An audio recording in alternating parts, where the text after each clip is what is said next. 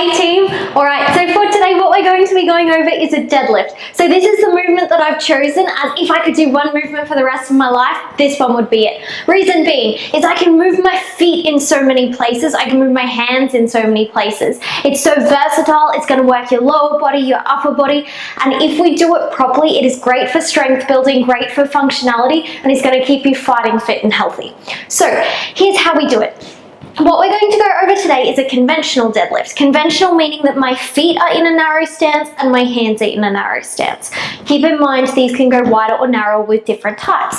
I'm going to be using a PVC. This is going to mimic a barbell for me. Keep in mind that a deadlift is anywhere where I'm picking something up from the ground and standing up with it. So in terms of in the gym, you can do this with dumbbells, you can do this with kettlebells, with a barbell, with a sandbag, with a med ball, anything like that.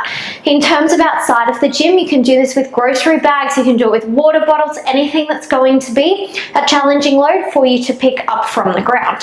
Now, with this today, we have one really important point that's to go over, and we're going to get there. But first, let's go through the setup. With our deadlift setup, we're going to start from the top, so the ends of the movement essentially, and we're going to work our way down to the ground, and then we're going to work our way back up.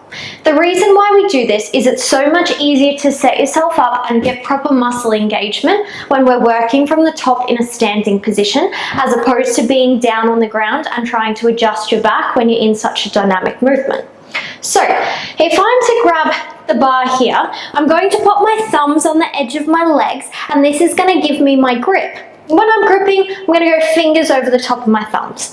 Now from here, feet will stamp out to underneath my hips. With my shoulders, I go up, I go back, I go down, then I'll set there, and you're going to feel all of these little muscles in your shoulders engage. We want to keep them exactly where they are. Number two, we're going to focus on that belly and keeping that core nice and tight. So I tuck my hips under, belly is tight. From here, little bend in your knees, hips back, chest forwards. I'm going to pause in this position here. I want you to watch my shins. They should be straight up and down. We don't want them excessively forwards, and we also don't want them to be straight. So they're going to be straight up and down. Shoulders are still engaged. Drop down to the middle of my shin. This is the end of the movement. Now when I'm here, I'm going to think about powering the floor away. So I'm going to think about driving the floor down from underneath me. So I'm going to drive against the floor and stand up. Shoulders, hips, and feet are all in a line when I'm at the top of the movement. There's no need for us to excessively go back behind the bar back here. Core still nice and tight, everything stacked. Back in that motion, little bend in your knees. Hips back, chest forwards, drop to the middle of your shin, power the ground away.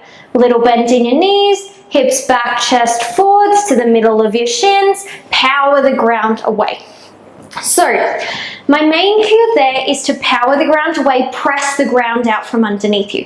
The reason why we do this is because you would have noticed at the bottom, my back is in this flat position here. This is keeping my core nice and tight and my back nice and safe.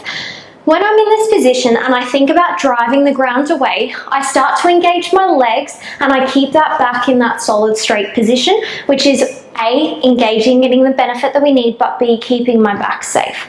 What so often happens here is we'll think about picking something up off the ground. So we're going to think about pulling it off of the ground. As soon as I think about pulling something off of the ground, my back is going to want to arch up, which is the opposite of what we want. That's why we think about driving it away. So it's something that can take a little bit to get your head around, but essentially think of you being on a 2-story house and pushing the second story down to the floor of the first story. That's what we want to be thinking about here. So there's our deadlift. If you have any questions, let us know. Other than that, we'll chat to you again soon.